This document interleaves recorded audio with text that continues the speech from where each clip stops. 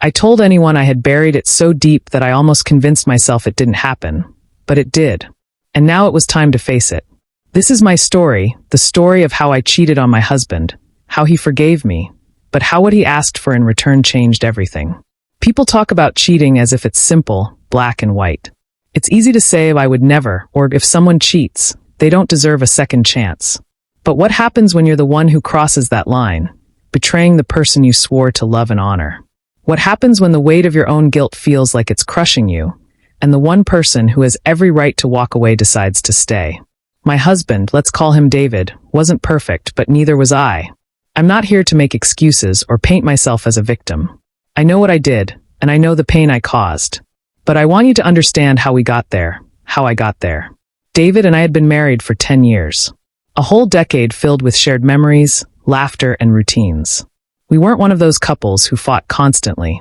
We didn't scream or throw things. Instead, we just drifted slowly, quietly, until one day I realized we were living like strangers under the same roof. Two people living parallel lives in our own home. It wasn't always that way. In the beginning, we were in sync, sharing a connection that felt unbreakable, a bond that made me believe in forever. But somewhere along the way, we stopped trying. He got busy with work, and I became consumed by the daily grind. Suddenly, the spark we once had seemed to fade away. I can't pinpoint the exact moment I realized something was missing. Maybe it was when our conversations turned into nothing more than grocery lists and weekend plans. Maybe it was the nights he would fall asleep beside me while I lay awake, staring at the ceiling, wondering if this was it, if this was all our life had become. Routines without passion, without excitement, without us. And that's when he came into the picture. His name was Ethan. He wasn't just some random guy. We had known each other for years, working together in the same office. In the beginning, our relationship was strictly professional, but slowly things changed. It started innocently enough. Coffee after work, sharing stories about our lives, laughing at the same jokes. At first, I didn't think anything of it. I didn't think I was capable of doing something like this. I had always been the faithful one, the good wife, the one who stayed even when things got tough. But the more time I spent with Ethan, the more alive I felt, in a way I hadn't in years. One night, after a particularly long day, we stayed late at the office. It was one of those nights where the tension felt thick, where every glance and every word seemed loaded with something unspoken. Then, without thinking, without even realizing what I was doing, I kissed him. It wasn't a soft, tentative kiss. It was desperate, hungry, like all the emotions I'd been burying came pouring out in that one moment. And he kissed me back hard. That kiss, it was a line I never thought I'd cross, but once I did, there was no going back. We didn't sleep together that night, not yet. But that kiss opened the floodgates. From that moment on, every time I saw him, all I could think about was how much I wanted him, how much I wanted to feel that rush again. I was playing with fire, and deep down, I knew I was going to get burned, but I didn't care. The first time we slept together, I told myself it was a mistake, that it would never happen again. But it did over and over. I found myself making excuses to stay late at work just to see him. I started lying to David, telling him I had meetings when in reality I was in Ethan's arms, losing myself in the escape he provided. But the guilt, God, the guilt was unbearable. Every time I looked at David, every time he kissed me goodnight, I felt like I was drowning in my own lies. And yet, I couldn't stop. I couldn't let go of the way Ethan made me feel. It wasn't just about the sex. It was about the attention, the way he made me feel like I was the only woman in the world, the way he listened to me, really listened, in a way David hadn't in years. But I couldn't keep it up forever. Secrets have a way of bubbling to the surface, no matter how hard you try to bury them. The day David found out was the worst day of my life. He wasn't supposed to know. I had been so careful. But I guess I wasn't careful enough. I'll never forget the look on his face when he confronted me. It was like his entire world had come crashing down around him, and I was the one holding the wrecking ball. He didn't yell. He didn't scream. He just looked at me with this expression of disbelief. He stood there, as if he couldn't understand how the woman he loved could do something like this. I tried to explain, tried to tell him that it wasn't about him, that it wasn't his fault. But how do you explain something like that? How do you justify the unjustifiable? He didn't say much that night. He just walked out. 4 days passed without a word. I didn't know if he was coming back, if he was going to file for divorce, if this was really the end. I wouldn't have blamed him if it was. I didn't deserve a second chance, and I knew that. But then one night he came home.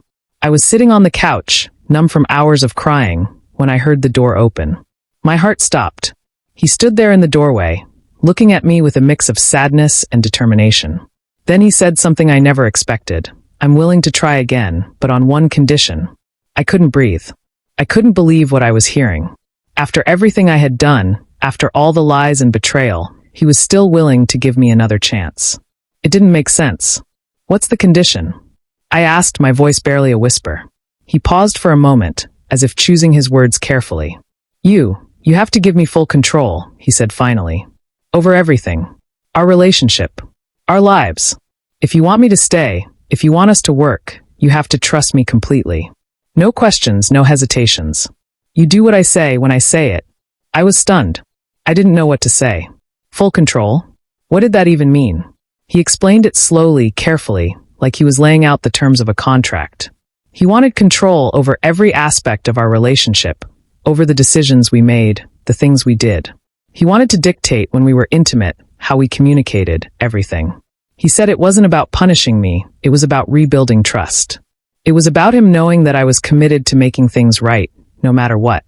I should have been horrified. I should have said no. But instead, I found myself nodding.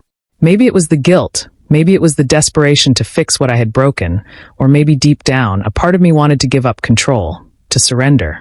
After so many years of feeling like I was always in charge, always making decisions, I didn't fully understand what was happening to me. But I agreed, and that's how it started. The first few weeks were strange, to say the least. David took the lead in everything. He decided when we talked about the affair and when we didn't.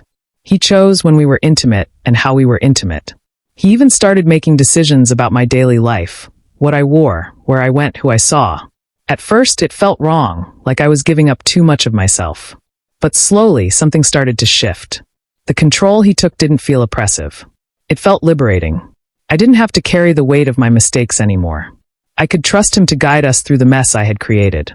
But then, things started to change. The control he demanded became more intense, more absolute.